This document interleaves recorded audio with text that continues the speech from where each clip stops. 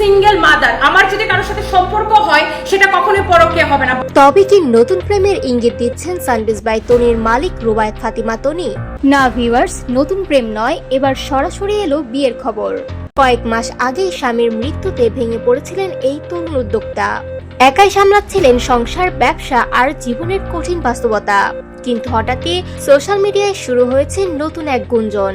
শোনা যাচ্ছে লন্ডন প্রবাসী এক ব্যক্তির সঙ্গে নাকি প্রেমের সম্পর্কে জড়িয়েছেন এই ফ্যাশন উদ্যোক্তা।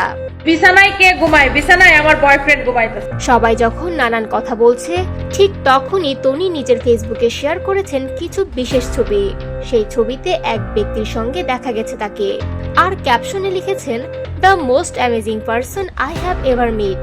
ক্যাপশনটা দেখেই তোলপাড় সোশ্যাল মিডিয়া। তার ঘনিষ্ঠ অনেকে সেই পোস্টে শুভেচ্ছা আর অভিনন্দন জানিয়ে কমেন্ট করেছেন।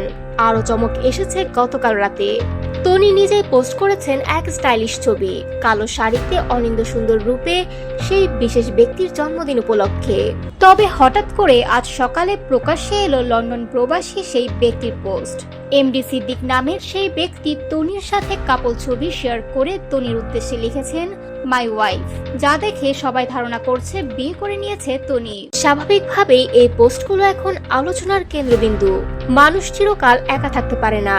জীবনের পথে কখনো না কখনো সবাই খোঁজে এমন একজনকে যার উপস্থিতি জীবনে আলো ছড়ায় নতুন করে।